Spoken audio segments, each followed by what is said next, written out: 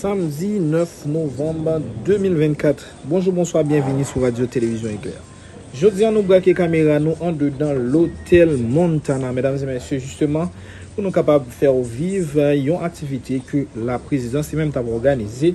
Et bien, l'activité ça lui-même, c'est un forum d'appui au processus électoral. Forum d'appui au processus électoral. Eh bien, activité ça lui-même a pour thème réflexion sur les défis et les conditions de réussite du processus référendaire et électoral. Mais mesdames et messieurs, je nous capable de remarquer là, en pile officiel déjà présent, nous capable de remarquer à vue d'œil l'arrivée du chef du gouvernement, Premier ministre Gary Coney. Eh bien, il était accompagné de deux ministres, et c'est Marc Berthier qui c'est ministre défense, et puis il était accompagné tout de Carlos Hercule qui c'est ministre justice. Eh bien, quant à la présidence même, elle était représentée par deux conseillers présidentiels, dont le président du conseil, et c'est Leslie Voltaire, son excellence Leslie Voltaire, et puis accompagné de Frinel Joseph. Eh bien, Jean que moi été annoncé ça, activité ça lui-même organisée, c'est juste pour voir comment que yo capable organiser l'élection dans jour qui venir là. Eh bien, nous capable remarquer ex Jean-Charles qui c'est ancien premier ministre, eh bien monsieur ça lui-même c'est responsable comité de pilotage et puis à côté lui, capable voir l'ensemble de membres KEP, mesdames et messieurs. Démocratique. Nous sommes réunis ici dans le cadre d'une journée d'échange dédiée à un chantier majeur de la transition, le processus référendaire et électoral qui s'annonce. Tout d'abord, permettez-moi de saluer la présence de chacun d'entre vous, acteurs politiques, représentants de la société civile, experts en gouvernance, en droit électoral, ainsi que nos partenaires internationaux. Votre engagement et votre participation à ce forum sont non seulement le signe d'un intérêt partagé pour l'avenir de notre pays, mais aussi un gage de l'importance que nous accordons tous à la réussite de ce moment historique pour notre nation. La période que nous traversons aujourd'hui est marquée par des défis complexes et de multiples attentes, tant à l'intérieur qu'à l'extérieur de notre pays. Ces défis sont importants, mais je suis convaincu que si nous travaillons ensemble, dans un esprit de consensus et de dialogue, nous parviendrons à franchir ces obstacles et à poser les fondations solides d'un avenir plus démocratique, plus inclusif et plus prospère. Le processus électoral qui s'annonce n'est pas seulement une question d'organisation technique. Il s'agit d'un moment décisif qui marquera notre capacité à renouer avec les principes fondamentaux de la démocratie, la transparence, l'équité, l'inclusion et surtout la participation active de chaque citoyen à la construction de son pays. Cependant, comme vous le savez, organiser des élections libres, transparentes et crédibles n'est jamais une tâche aisée en Haïti. Mais il existe aussi des solutions. C'est précisément ce pourquoi nous sommes réunis aujourd'hui. Dans l'Union, nous devons réfléchir et proposer des mécanismes adaptés pour chaque problématique. Mesdames et messieurs, aujourd'hui, en ouvrant cette journée de réflexion et de travail, je tiens à souligner que le succès du processus électoral dépend de nous tous. Nous devons sensibiliser nos concitoyens et inviter chacun d'eux à intégrer pleinement ce processus de reconstruction et de redressement de notre démocratie. Nous avons le devoir de faire en sorte que les prochaines élections soient les plus transparentes, les plus inclusives et les plus crédibles de notre histoire. C'est là notre engagement, c'est là notre responsabilité collective.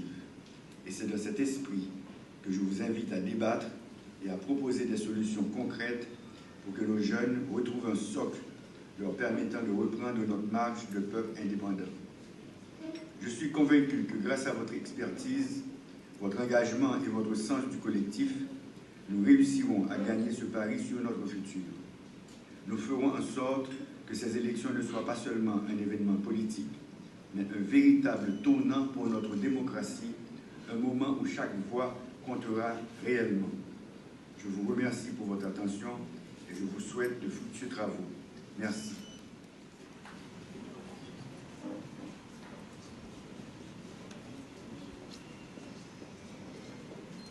Incontournable. Dans l'aboutissement de la transition du 7 février, le conseiller présidentiel, le docteur Frinel Jean. En 4 mois, nous avons quand même fait de grands pas. D'abord, avec le conseil présidentiel, nous avons établi le comité de pilotage qui lancera le mardi 12 novembre, lancera ses premières activités. Mais surtout, nous avons eu la bonne nouvelle hier que nous avons pu sécuriser le financement adéquat pour permettre au comité de faire son travail. Je peux dire qu'à un certain moment, c'était un souci. Avec l'appui technique de la primature, la collaboration avec la communauté internationale et l'engagement du secteur public haïtien à financer ce que nous estimons être un volet important de la transition, nous pouvons annoncer aujourd'hui que ce comité aura à sa disposition toutes les ressources qu'il lui faut pour pouvoir effectuer son travail. Nous avons pu aussi en 7 mois mettre sur pied le conseil électoral, bien que n'ayant que 7 mois, mais nous sommes convaincus que le conseil présidentiel travaille d'arrache-pied pour pouvoir assurer que le conseil ait toutes les capacités qu'il lui faut pour pouvoir avancer très vite dans le mandat qui lui a été donné.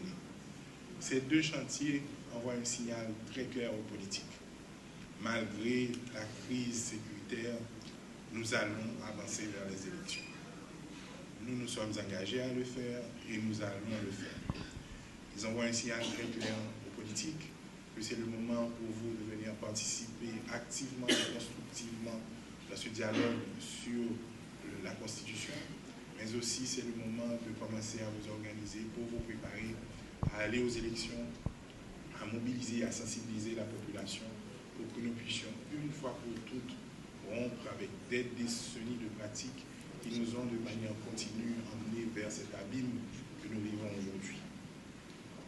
Ainsi, avec le lancement de la conférence nationale par le comité de pilotage, dont les résultats des assises serviront également à la révision constitutionnelle, le processus référendaire électoral devant s'achever entre le début et la fin de 2025 est lancé vers l'aboutissement de la transition au 7 février 2026 avec les élus à la gouvernance du pays, dont un président élu et un président ou une présidente élue évidemment.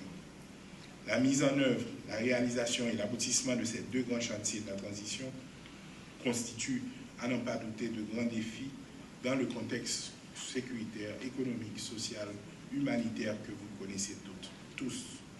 Cette journée d'échange sur les défis et les conditions de réussite du processus référendaire électoral arrive donc au bon moment dans le cheminement des délais impartis de la transition pour ces 2 chantiers. Dans mes discussions bilatérales, je sais qu'il y a souvent beaucoup de scepticisme sur les élections l'année prochaine dans le contexte de crise où nous vivons. Ma réponse est toujours la même. Nous n'avons pas le choix. Le peuple haïtien s'attend à ce que nous livrons et nous gagnons cette bataille en son nom. Et nous sommes engagés à le faire. C'est pour ça d'ailleurs que cette année encore, dans le budget, nous avons pris les dispositions pour que d'ici la fin de l'année, près de la moitié de ce qui est estimé pour pouvoir aller aux élections est déjà couvert. Et nous avons déjà commencé le processus de la mobilisation des ressources supplémentaires pour que nous n'ayons pas de problème de ressources le moment venu.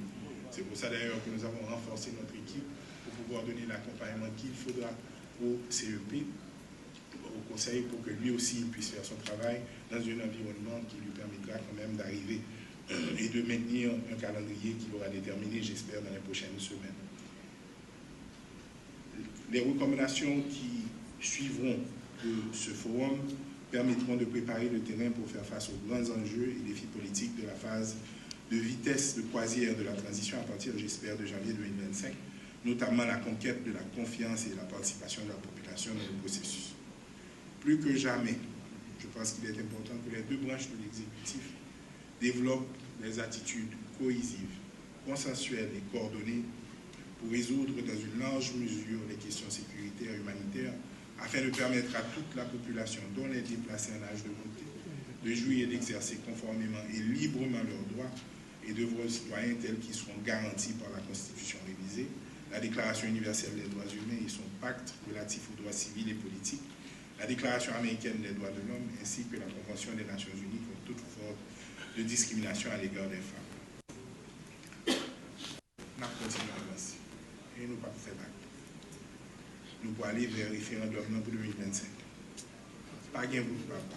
C'est février 2026, transition à bout élu dans tête pays qui sortit dans bon genre élection, sans magouille, sans violence, sans contestation. C'est garanti ça. La transition démocratique. Nous avons essayé maintes formules de transition depuis 1986.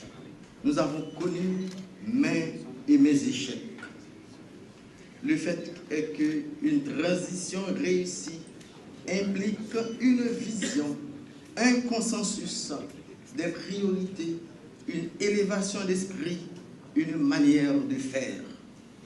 Le Conseil électoral provisoire, dont je suis le président, est pleinement conscient des difficultés actuelles du pays et de sa mission.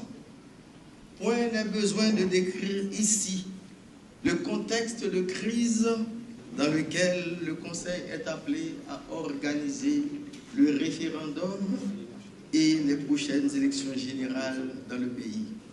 Crise politique et sécuritaire, crise économique et financière, crise sociale et humanitaire. Cette rencontre nous offre l'occasion d'examiner ensemble le chemin à parcourir.